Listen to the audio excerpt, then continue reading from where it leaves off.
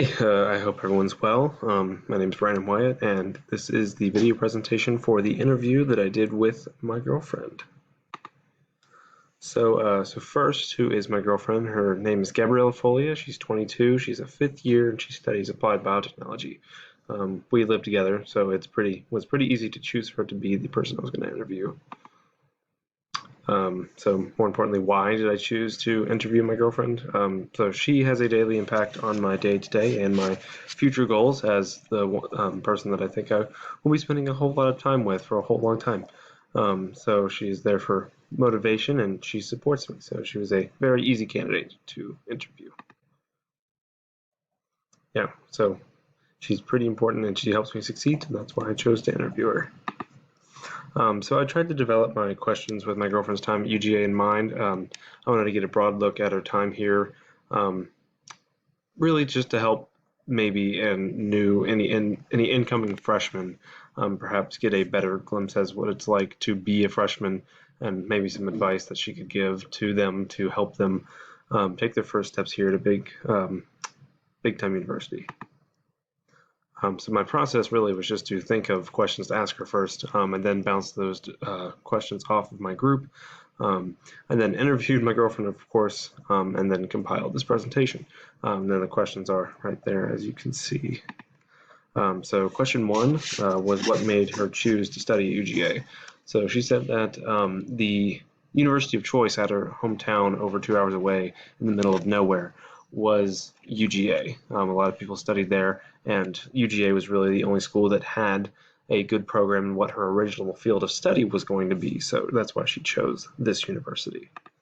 I then asked her if her major has changed, to which she answered yes. She was originally a mechanical engineer and was going to become a mechanical engineer one day, but she then changed that to applied biotechnology because the engineering side of that degree was just not for her. So she changed over to applied biotechnology because that is a lot more in line with what she wants to do. She actually does have a job with UGA right now that in which she can use the skills that she studied for. She's a student worker and hopes to be a full-time histology technician at UGA when she graduates. She basically does administrative work. She gets to help sometimes with more hands-on stuff like tissue cutting and chemical prep and stuff. And as she works more with UGA, they're letting her do more and more things, which is kind of cool because once she graduates, she will be a full-time worker there. They've actually offered her a job, so she just has to graduate and she'll be working full-time. I then asked her what her greatest challenges has been at UGA so far, and she said that definitely at first it was just very daunting to walk into a university where a classroom could be 300 kids because her graduating class was 17. She said that um, just having a university where you are not a person, you are more a number, was kind of at first really just depressing, but she found a way through it. The other thing she said was really hard was the fact that STEM classes are just a lot different than a typical college course.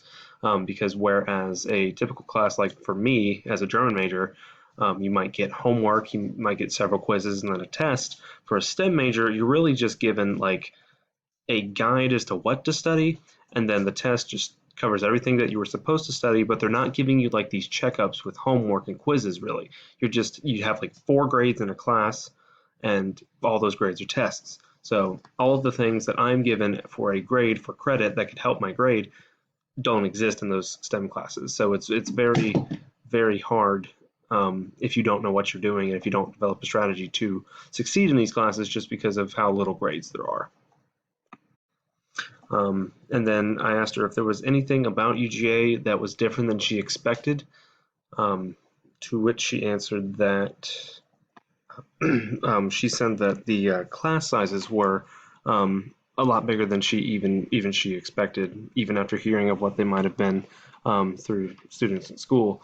But she said that really all it took for her was to find smaller groups to study in, and that those smaller groups, were more familiar and allowed her to really get to know one person, making that two, making that three, and finding some friends that could help her fit in and help her adapt to this bigger city of Athens and university life in general. And then the last question I asked her was any advice she would have for an incoming freshman that might be studying at UGA. And her advice for that was to really slow down when picking your major. Coming out of high school and coming into college, it it feels like everyone you look at knows what they're doing and knows what they're studying and is in love with what they're studying, and that couldn't be further from the case.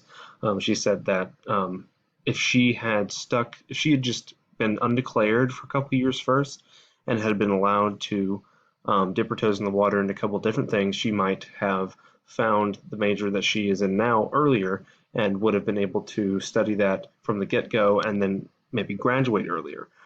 She says that really all you need really just get to UGA and start with core classes and just get those out of the way and maybe find some clubs or find a couple of electives that you might be interested in and use that as a way to pick your major.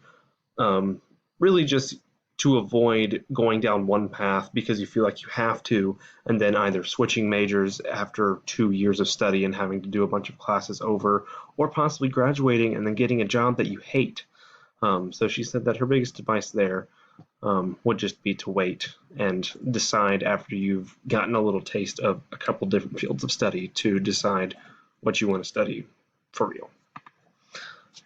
Yeah, and then in closing, at first this project seemed a little daunting, maybe a little, yeah, just made me a little big at first, but it actually ended up being a lot of fun, um, which I forgot to type there, but it was a lot of fun to be sure.